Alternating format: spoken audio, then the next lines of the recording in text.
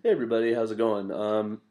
It's been a while since I've done any kind of video about teaching specifically, and more specifically about things that will help you be a better teacher in Japan. And I was in class yesterday and I was playing a fun game with my college students, and I thought, I should make a vlog about this because I haven't done one of these in a while. So I hope you enjoy this. If you're coming as a teacher, it might be a good idea you can use if you're already in Japan.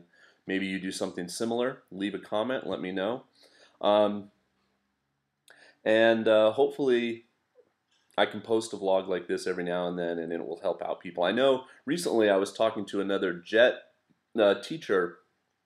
I'm not a JET anymore, but I went to a JET event and I was showing her my new iPad, which I picked up a few weeks, well, almost a month ago now, and showing her some of the apps I got on it for education, that I use with my young students at my Eikaiwa job on Thursday evenings. And she was like, "You need to make a video about that and show some people, what are some good apps, recommend some stuff." So that's going to be coming up soon too. All right, but to the game at hand, I call it the hint game, the clue game, whatever you want to do. You can make it as elaborate or simple as you want. You can create a backstory like, you're all mystery hunters or you're all detectives or, whatever you want to do. I would recommend this game for age junior high school, and then like I said, I just used it with my university students yesterday. You can adjust the language level. If you could even maybe do it with Shogakse, elementary school students, but you would have to really simplify it, and their ability to read English is a lot less, so it would perhaps be difficult at that level. But basically what it is I have clues, and the clues are on, I put them in envelopes, okay, and the clues are on pieces of paper, and here's an example of clue number one. Okay, so as you can see, very simple sentence, nothing too difficult there. And the clues build, and the students work in teams, and they have to find out the identity of a famous person. Okay? I usually just say a famous person. You can make it, you can narrow it down. You can say a Disney character. You can say a sports, an athlete. You can give them hints like that. I just say a famous person, kind of leave it open. Okay, so I'll show you some of the clues and the way it goes. Now, the way I split the teams up is, for instance, I had classes yesterday around 24, 25 kids. So, like 6 teams of 4 is a good way to do it. And what I do is I take my Uno deck, you guys all know Uno, and I take out the 1 through 6, okay, of each color. And luckily, in most Uno decks, there are, there's an extra one. There are enough so you can do that 2 times for yellow, 2 times for green, 2 times for red, and 2 times for blue, which would mean you could have 8 teams if you needed to have as many as 8. Okay, so that also means that I've prepared envelopes with 8 sets of clues. I've got yellow clues, green clues, blue clues, and red clues.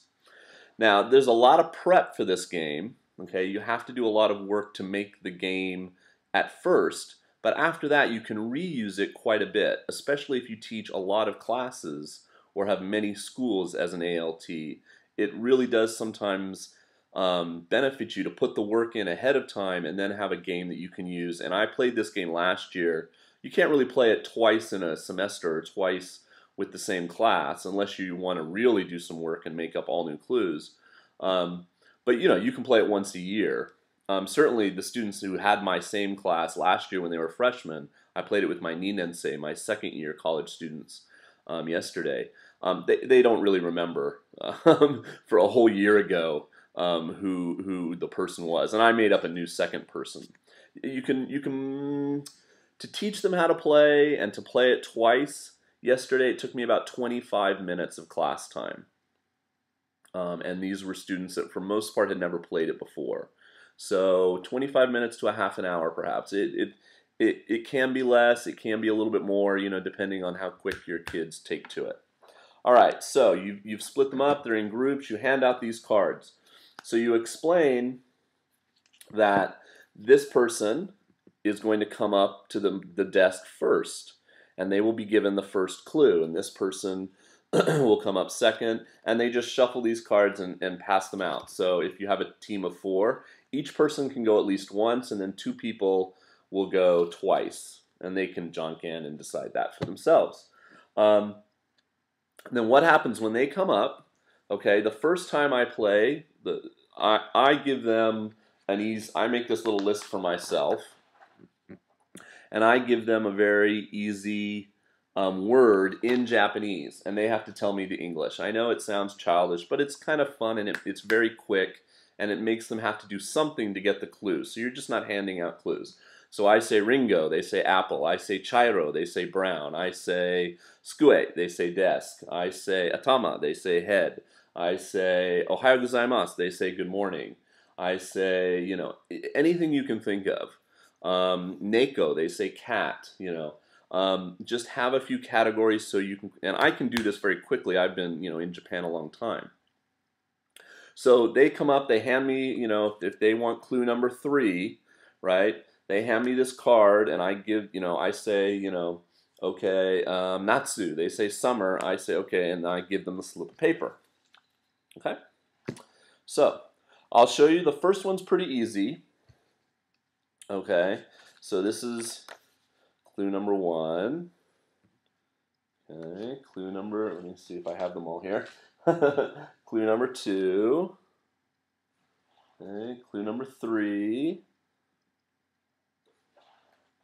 Then they come up and get clue number 4. Where did clue number 4? Ah, I think you can probably figure out.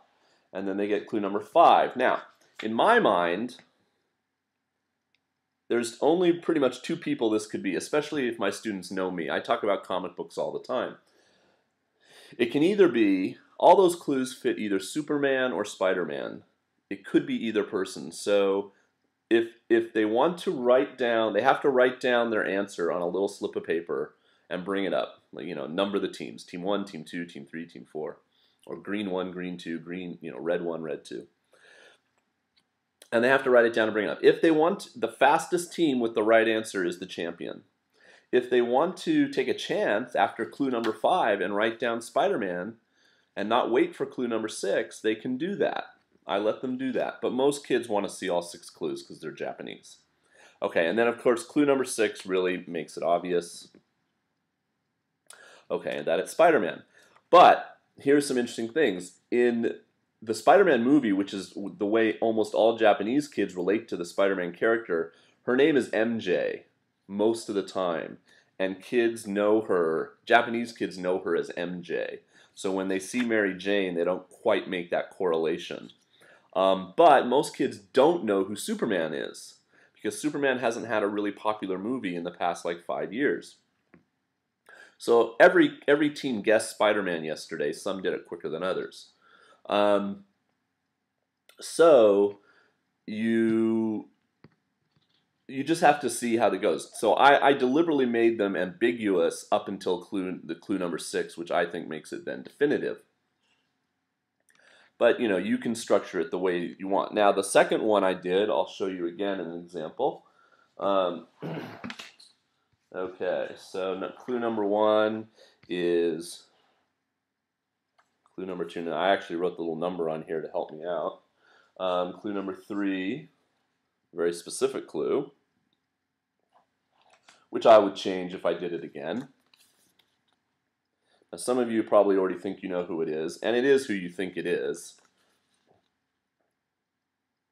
This one's not that deceptive. And then the clincher where they all start to get it is this one. So that, of course, is Tom Cruise. Now, no student, no group got spelled Tom Cruise correctly, so don't worry too much about that. None of them could spell his last name. And you will get kids that write Spider-Man in katakana instead of in romaji. Don't worry about that either. I mean, I ask for romaji. Sometimes I'll give them the paper back and say, hey, give it to me in romaji. And then give them some kind of prize. It helps to give prizes. So So that's the way you do it. Now, in the second round, when I did Tom Cruise, I made it a little more difficult. We had just been studying that day in class, like sustaining a 2 or 3 minute conversation with your partner by asking questions, and I had all these topics up on my screens.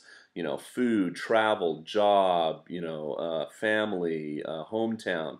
So I said, what you have to do to get your clue this time is you come up, you want clue number 5, you're the blue team, and you got to come up and ask me a question. So they had to come up and just say something simple. Where's your hometown? What's your favorite food? What music do you like? Anything was fine, basically, and I gave them an answer and then gave them a clue. So basically what happens is you'll end up with a line of kids.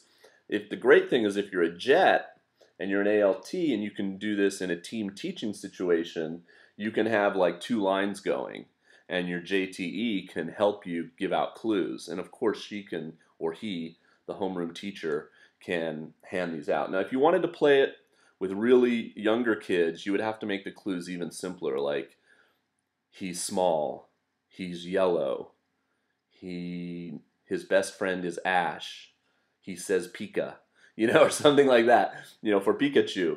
But I don't see, like, then I don't even know if in Japan that character, the boy character in Pokemon, is named Ash. So you anime nerds will know that.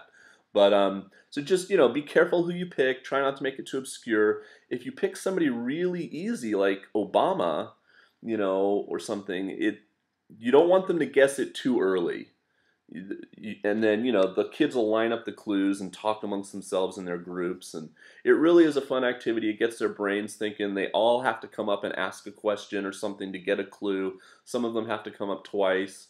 It was funny, the thing I had sitting on my desk was this, which I had wrapped all the clues and the Uno cards in, and this was the stumper. I'm like, how do you say Wagomu in English? And like 3 kids, I sent them back to their table and said, hey, send up somebody else, or try again, and I'll ask you a different question. So they had to go to the end of the line, and none of my kids could come up with the word rubber band. So every now and then, you'll do something that'll end up being a stumper. But it's a fun game. Like I said, it's a lot of prep. You got to do this. Now I did this on. You can't see this. I mean, it's kind of cardstock. It's a little bit thicker paper, which is atsugami. It's great when you know a Japanese word, because atsui is the word for hot in Japan. It's also the word for thick, and kami is the word for paper. But if you go up to a Japanese person and say atsui kami, they'll look at you strange, because the actual word for thick paper is atsugami. It's just one of those things where, hey, knowing the right word makes it a lot easier when you're asking for it in the staff room. So anyway, this is slightly thicker paper, so it's a little bit more durable when the kids are handing them out, and then they have to give them all back. So again, you have to make the envelopes, and you have to make the clues and cut, print them out and cut them out.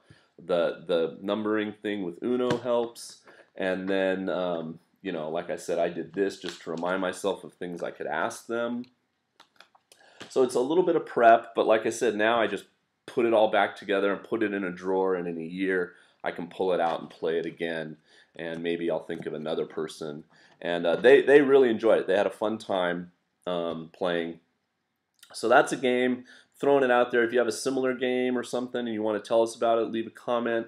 If you like this video, let me know. I'd be happy to do some more with some other good game ideas that I have. Okay, thanks for watching as always. Peace.